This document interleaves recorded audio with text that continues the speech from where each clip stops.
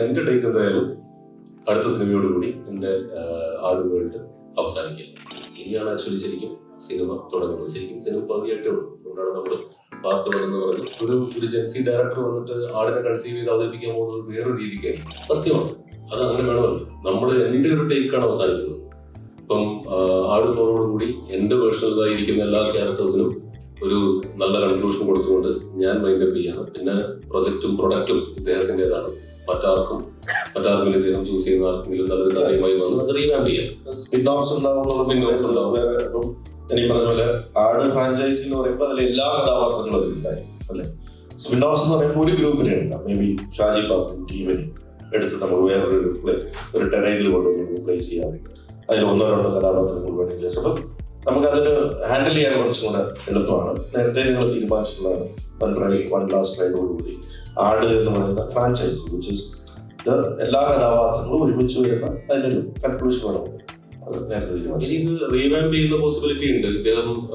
ഇദ്ദേഹത്തിന്റെ ഇദ്ദേഹത്തിന് അത് പുതിയ സെറ്റ് ഓഫ് ആളുകളെ കാസ്റ്റ് ചെയ്തുകൊണ്ട് 5-10 വർഷം കഴിഞ്ഞാൽ അത്രയും പോപ്പുലർ ആവുകയാണെങ്കിൽ പുതിയ സെറ്റ് ഓഫ് ആർട്ടിസ്റ്റുകളെ കാസ്റ്റ് ചെയ്തുകൊണ്ട് സ്പൈഡർമാൻ എന്ന് പറയാറില്ലേ, പുതിയ ഷാജി പാപ്പൻ ക്യാരക്ടേഴ്സ് ആണല്ലോ. പുതിയ ഷാജി പാപ്പൻ, പുതിയ സർവത്ത് ഷെമീർ കൊടുക്കല്ലേ, പുതിയ സർവത്ത് ഷെമീർ, അങ്ങനെയും പോസിബിലിറ്റി ഉണ്ട്.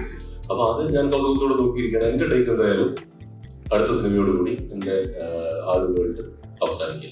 അപ്പൊ ശരിക്കും ഇത് ഇപ്പൊ എല്ലാവരും ചോദിക്കുന്നു, ഇപ്പം ആടിനേറ്റ സിനിമ കഴിഞ്ഞപ്പോൾ ചേട്ടാ പെട്ടെന്ന് തീർന്നു പോയി സിനിമ കണ്ട്, ആ ക്രോസ് ഓവർ കഴിഞ്ഞ് പെട്ടെന്ന് തീർന്നു പോയി സിനിമ, പിന്നെ ഫസ്റ്റ് ഹാഫിന് കുറച്ച് ലെങ്ത് കൂടി, അങ്ങനെയൊക്കെ ഒരു ക്രിയാത്മക വിമർശനങ്ങൾ വന്നിട്ടുണ്ടായിരുന്നു.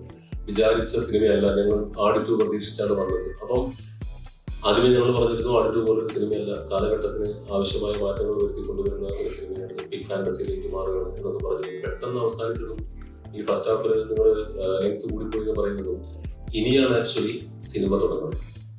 ശരിക്കും ഞാൻ മനസ്സിൽ കണ്ട ഒരു സിനിമയുടെ ഇന്റർവെൽ വരെയുള്ള ഭാഗം, എൻ്റെ മനസ്സിൽ ഇന്റർവെൽ വരെയുള്ള ഭാഗം കഴിഞ്ഞതിന് ശേഷം നമ്മൾ തമ്മിൽ സംസാരിക്കുന്നത് ശരിക്കും സിനിമ ഇന്റർവെൽ ആയിട്ടുള്ളൂ. കാരണം കഥ പകുതിക്കല്ലേ എത്തുന്നത്. ഇനിയാണ് ശരിക്കും നമ്മുടെ ഇതുവരെ വേൾഡ് ബിൽഡിങ്ങും അതിന്റെ പ്രിമൈസ് ബിൽഡിങ്ങും നമ്മൾ ഇഷ്യൂ പറഞ്ഞു വെക്കലുമാണ് നടന്നിട്ടുള്ളത്. ഇനിയാണ് ആക്ച്വലി ശരിക്കും സിനിമ തുടങ്ങുന്നത്. ശരിക്കും സിനിമ പകുതിയായിട്ടേ ഉള്ളൂ. അതുകൊണ്ടാണ് നമ്മൾ പാർട്ട് എന്ന് പറഞ്ഞ് അബ്രപ്റ്റ് ആയിട്ട് നമ്മൾ തീരുമാനിച്ചിട്ടുണ്ടായിരുന്നു. നമ്മുടെ ഒരു ടേക്ക് ഒരു കാലഘട്ടം കഴിഞ്ഞാൽ അത് സ്വരം നന്നാവുമ്പോൾ പാട്ട് നിർത്തുക എന്നുള്ള അതേ പോളിസി തന്നെയാണ്. നമ്മുടെ ഒരു ടേക്ക് അവസാനിക്കും. ഞാൻ നേരത്തെ പറഞ്ഞതുപോലെ തന്നെ നമ്മൾ പലരുടെയും ബാക്ക്ഗ്രൗണ്ട് കണ്ടില്ലേ. ഞാൻ ഇവരെയൊക്കെ അങ്ങനത്തെ നമ്മുടെ കേരളത്തിന്റെ നാടൻ ഹിലേരിയസ് കഥാപാത്രങ്ങളായിട്ട് കാണുമ്പോൾ എൻ്റെ ടേക്ക് അവസാനിക്കുന്നു. അത് മുൻപോട്ട് കൊണ്ടുപോകേണ്ടത് ഇദ്ദേഹമാണ്. ഇദ്ദേഹം ഒരുപാട് പുതുമുഖ സംവിധായകർ, ഞാൻ ഉൾപ്പെടെയുള്ളവരെ സിനിമയിൽ അവതരിപ്പിച്ചിട്ടുള്ളതാണ്. അപ്പം ഇദ്ദേഹത്തിന് അത് തുടർന്നുകൊണ്ടേ പോകാം. നമ്മുടെ ഇവിടെ അങ്ങനത്തെ ഒരു ശീലമില്ലാത്തത്, കീഴ്വഴക്കമില്ലാത്തത് കൊണ്ടായിരിക്കാം. അപ്പൊ അങ്ങനെ പറയാൻ പറ്റില്ല. കാരണം നാടോടിക്കാറ്റും പട്ടണപ്രദേശവും കഴിഞ്ഞിട്ട് അക്കരെ ചെയ്തത് പ്രിയദർശൻ സാറാണ്. അപ്പൊ അങ്ങനെ ആർക്ക് വേണമെങ്കിലും ഇതിനെ പുതിയ രീതിയിൽ കൺസീവ് ചെയ്യാം. ഒരു ജെൻസി ഡയറക്ടർ വന്നിട്ട് ആടിനെ കൺസീവ് ചെയ്ത് അവതരിപ്പിക്കാൻ പോകുന്നത് വേറൊരു രീതിക്കായിരിക്കും. അപ്പൊ അങ്ങനെ കാലഘട്ടത്തിന് ആവശ്യമായ മാറ്റങ്ങൾ വരുത്തിക്കൊണ്ട് ഇനി ആർക്ക് വേണമെങ്കിലും റീവാമ്പ് ചെയ്യാം. കഥാപാത്രങ്ങൾ തുടർന്നുകൊണ്ടേയിരിക്കും.